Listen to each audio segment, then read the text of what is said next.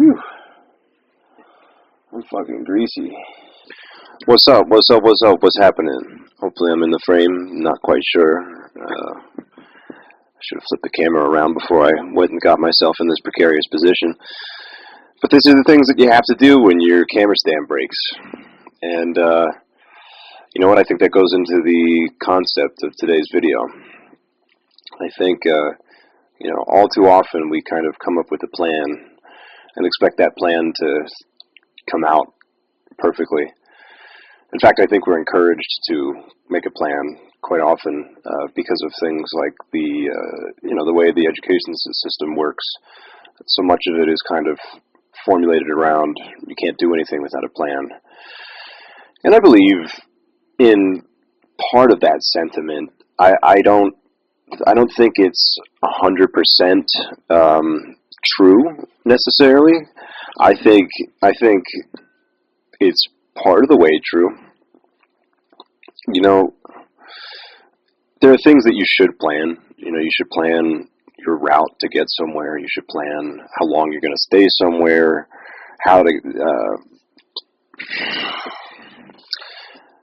I like the general things, like when it comes to working with society, things like being on time and making sure that you actually get to like Philadelphia and you don't end up in fucking New Jersey somewhere out in Clinton. I don't know. No hate to Clinton, love you Clinton, but like, and that's the city, not Hillary or Bill. Although that sax is pretty nice. Anyway, I've actually never heard Bill Clinton's sax playing. I've seen an SNL skit on it, and I'm just kind of, pouring shit out my ass. My point is that I think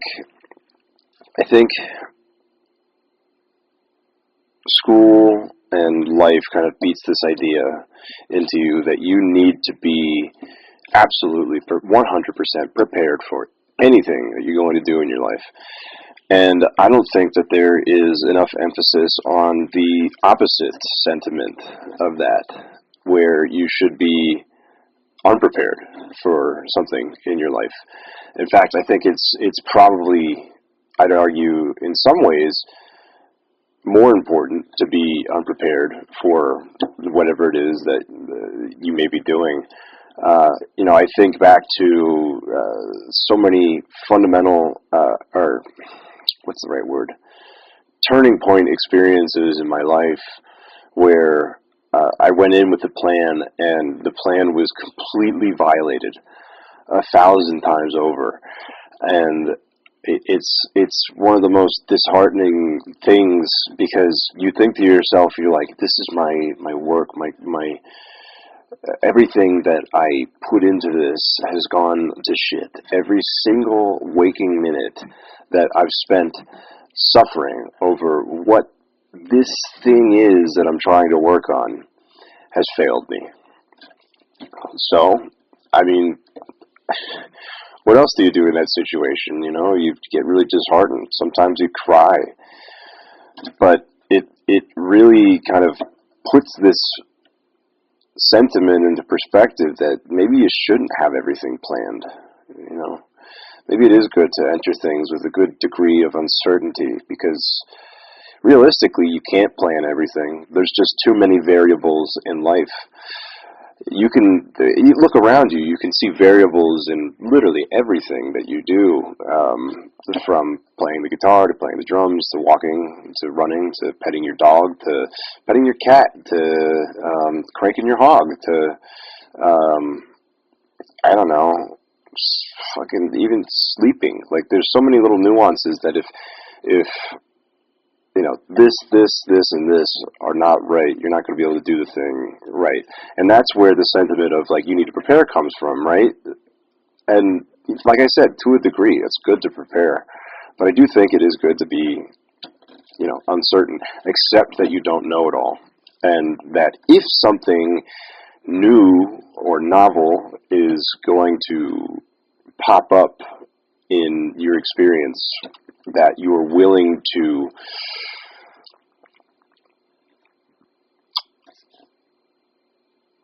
adapt to it.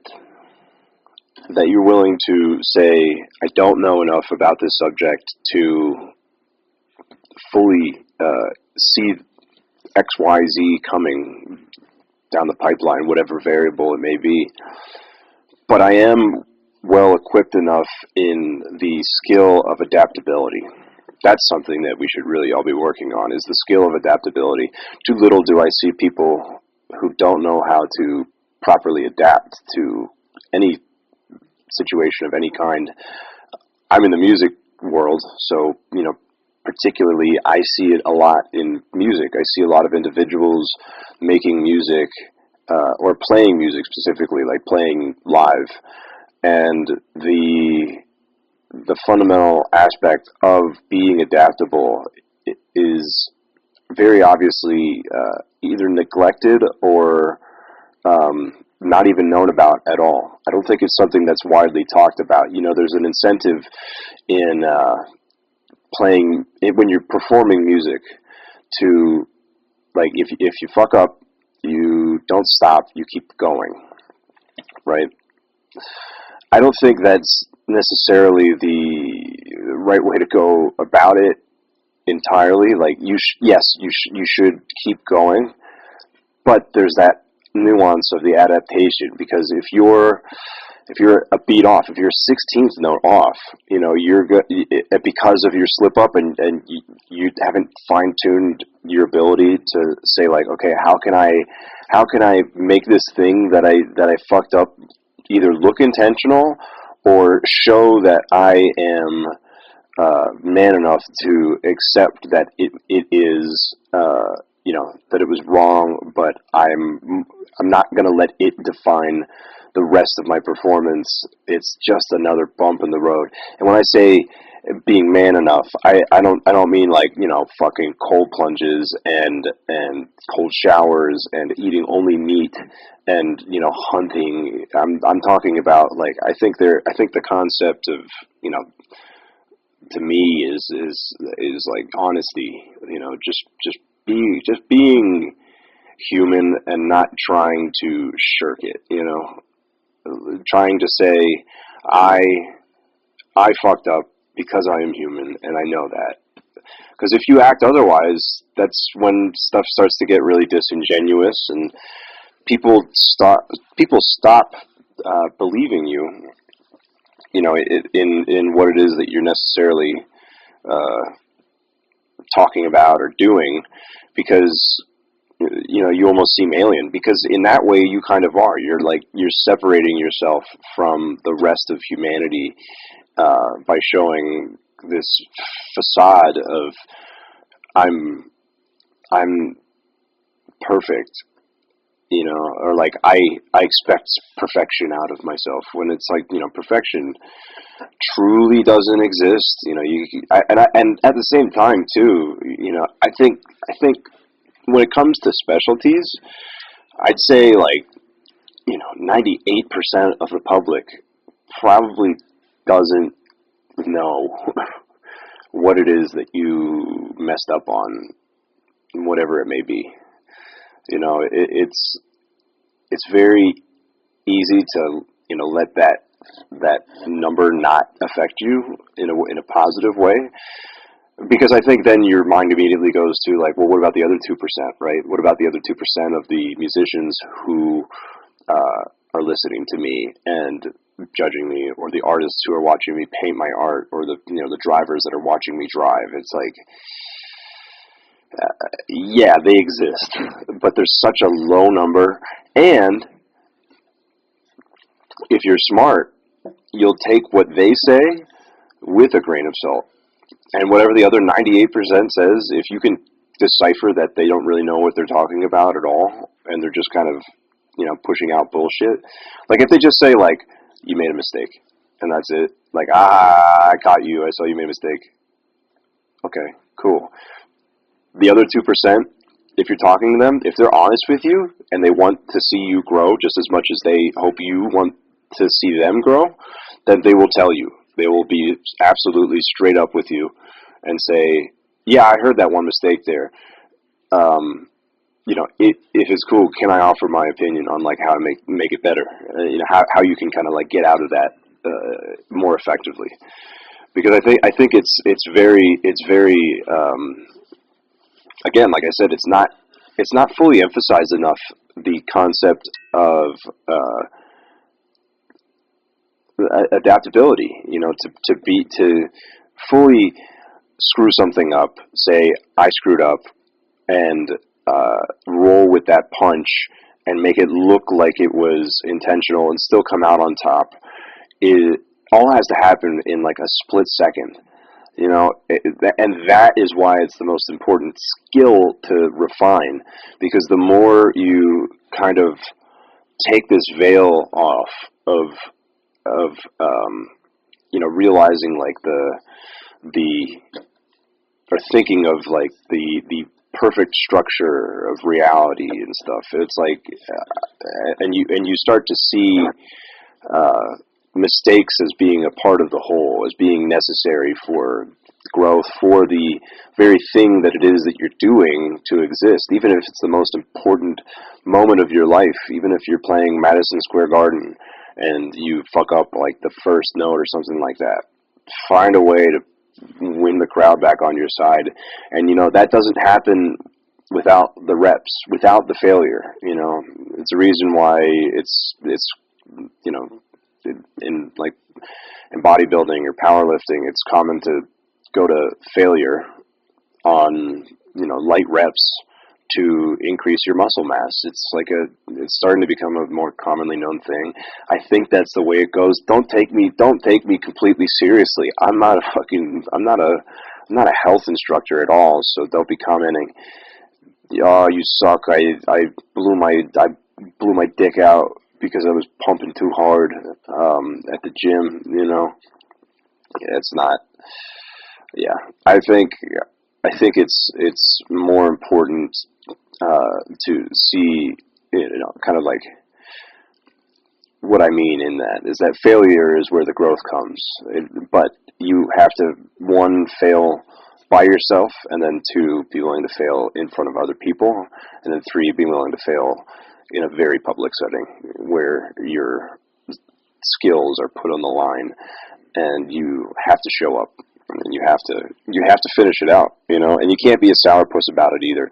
No one likes it. You don't like it either, You ever like finish a gig, or you finish anything, and you just know that you had a really crappy attitude the whole time, because you just you kept making mistake after mistake, and you just kept getting in your head about it, like, I planned this, why didn't this work out? That's no fun for anybody, especially you. It sucks. It sucks to feel that like that moment where everything that you planned just goes right in the shitter. Just punches the old fart box, It's one of the toughest things to get over, but it again, it's one of the most important things for anybody to experience. I think the more mistakes you can make and learn how to roll with them and make them look like the full intentional thing, because mistakes are part of the whole. Like, there's a good chance that life on Earth wouldn't exist without a mistake. There's a good chance that the moon wouldn't be here without a mistake. There's a good chance that none of this reality of the universe as we know it could exist at all without a mistake. Who knows? Maybe it was just an uncalculated error that all of this does exist. It's an uncalculated error there's uncalculated error in everything. In fact, I'd say 99% of everything is error, and 1% is actually planned and can be broken down into a true formula. And what is that 1%, you ask? Math is that only 1%. It's the one thing that, like, for at least hundreds of years, if not thousands by this point, that we've been able to replicate time and time again, and it doesn't fail us. Algebra, calculus, trigonometry, geometry, all that stuff. Thank you, Pythagoras. Thank you, Thomas Newton. You little virgin. Like,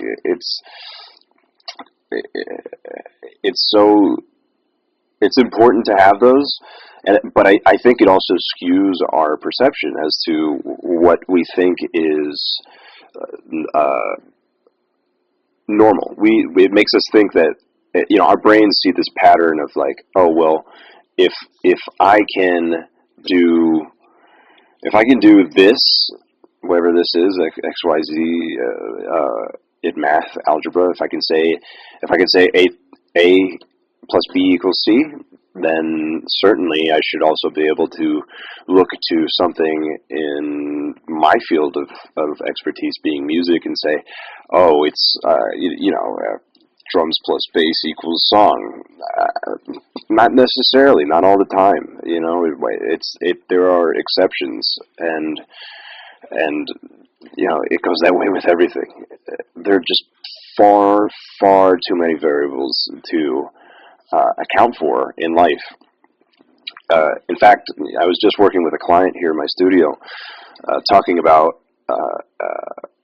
or I shouldn't say talking about. We were recording acoustic guitar, and my client at the end was saying how frustrating it is that all these variables exist, and I should also mention that they are 1,000 times more phenomenal at doing takes than I even am. Sometimes it sucks for me. Sometimes I do like 100+ takes, and it's just the most dog shit worthy stuff. Like, dude, if I existed in the 70s, or any time like with tape, oh man, I'd be eaten alive, dude. There's no surviving that. Like, I need to have takes right now in my life. I don't know. It's been a while since I've tried to record my own music, but I'm just a multi-take guy. But the point is this person, my client, was saying how her, all these variables that she had to keep track of frustrated her deeply. And I said, I was like, yeah, I know. I mean, you have to think, like with acoustic guitar, for example. It's like, especially acoustic guitar. I had 3 microphones running and a DI, but I consider the microphones the tougher thing, because you're dealing with 3 different points of listening, essentially. You have 3 different ears in the room that all have to be synced together and tied up in this nice little bow to sound good. And alone, if you just one take the whole thing, you have to worry about, are all of your notes clean? Are you pressing too hard on the strings? Are you pressing too light on the strings? Is your finger going to rub against the wrong string a little weird? When you go for that hammer on, are you going to get it just right? When you go for that pull off, you're going to get it just right. When you slide up to that next chord, is it right to do the slide there, or is it not? Like so many things that I think are very, very important to practice. To practice the concepts of them, but to not rely on it when it comes to creation or like making a song necessarily. You should be well adept. Well, I guess that's what adept is. You should be adept at doing things like that, like being able to be critical of your playing, because I think it's the only way to get better. And I think we need objectionality in music, especially because, yes, it's beautiful that it's art and anybody can make it, and I fully support anybody making art, 100%. But I do feel like we need to have some objectivity or objectionality, where it's like, 2 things: got to be on time, got to be on pitch. If we don't have that, we lose so much of everything. And you know what? There is stuff to be said about manipulating rhythm and pitch. Like look at microtonal stuff. Look at Angine the Platine, the band that's been flooding your fucking brainwaves for how long now?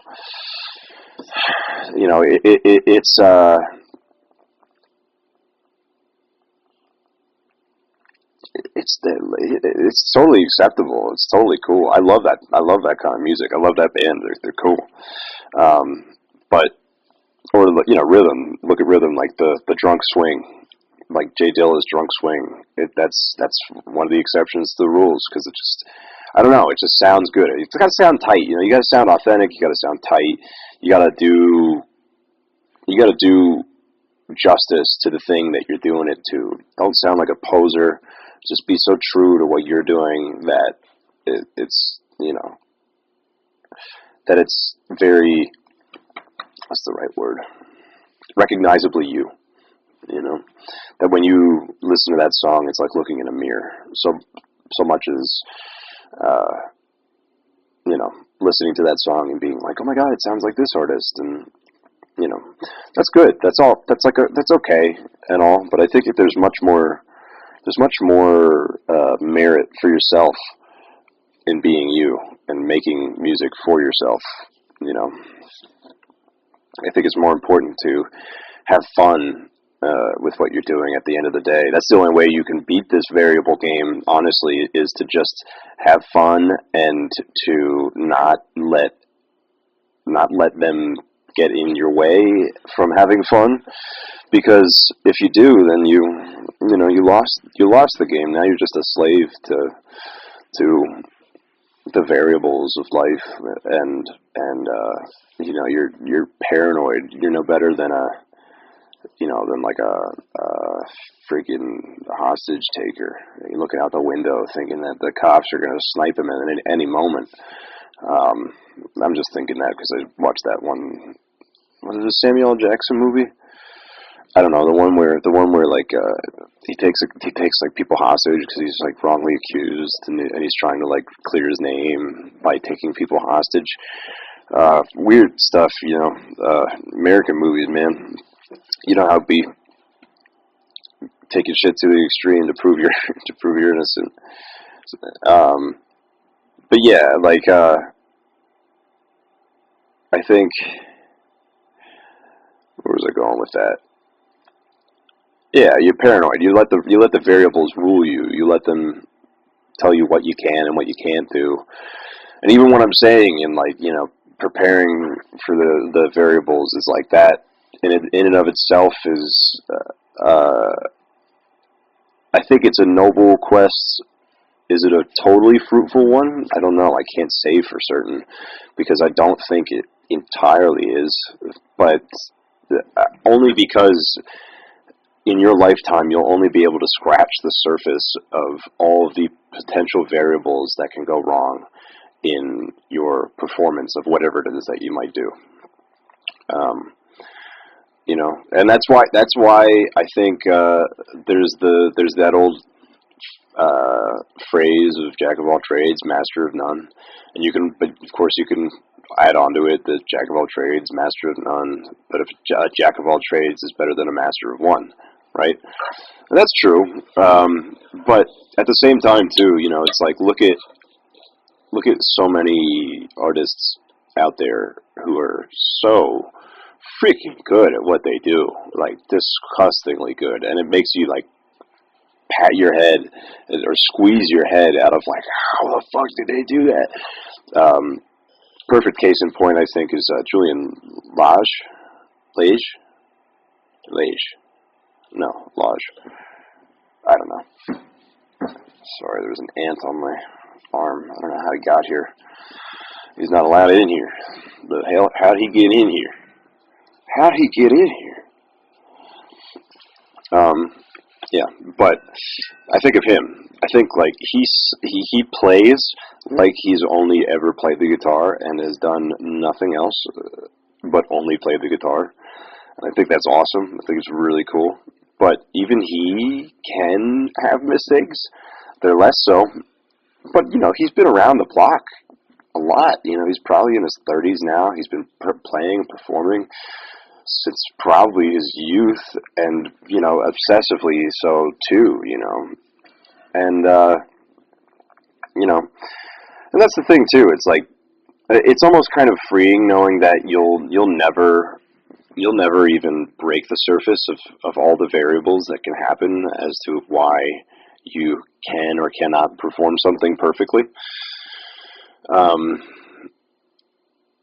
there's freedom in that because you know you'll never reach the end. So it's like, well, if I can at least like get some stuff together and have fun with it, it's like I might as well. I might as well have fun with it because there's no point in grinding out to the end and being like I gotta find the end. I gotta find where the variables stop and where I can finally function as a perfect human being in this performance act that I'm trying to do, whatever art it is that you do, or fucking anything.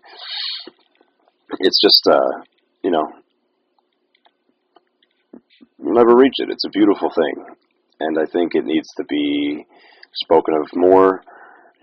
I think people say things like, can't be perfect.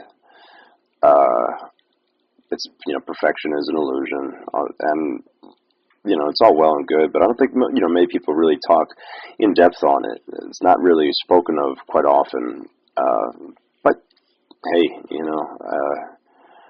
there's a time for everything, and maybe now is just the time that we kind of start hearkening to that.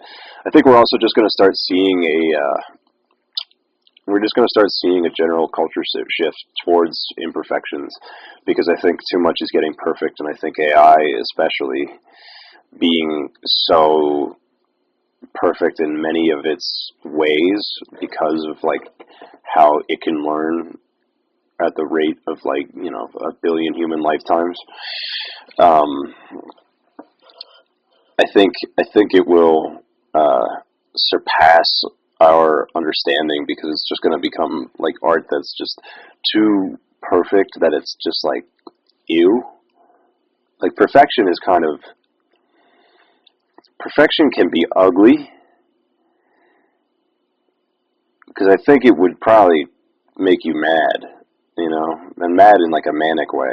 Like I think it would probably break you. But I think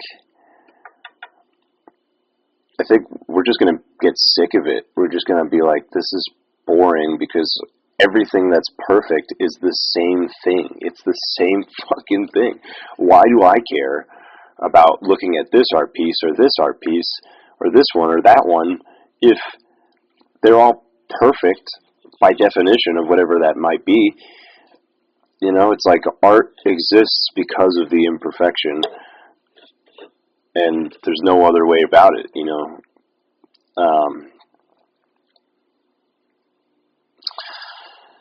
I think there's going to be a cultural shift. I think people are going to be like, I think people are going to start realizing that there's much more to art and experience in the imperfection rather than the perfection. So, I don't know. What are we at on time here? How we do? I can't fucking see. Yeah, I'm pretty much to the end of my rant anyway. Yeah. Yeah, man. Don't sweat the small stuff. Make it a game.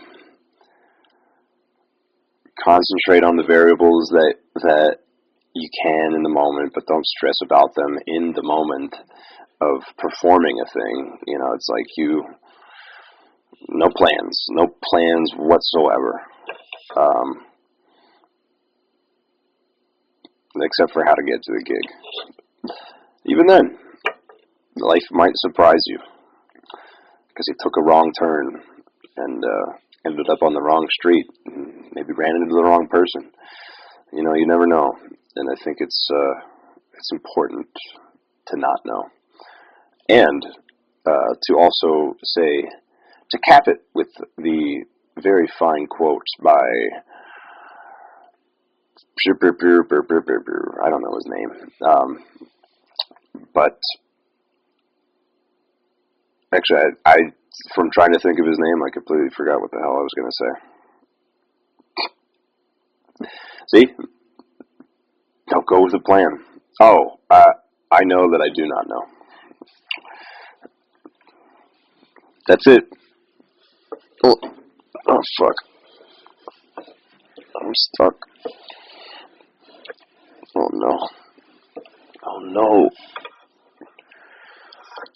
call ambulance. Oh God.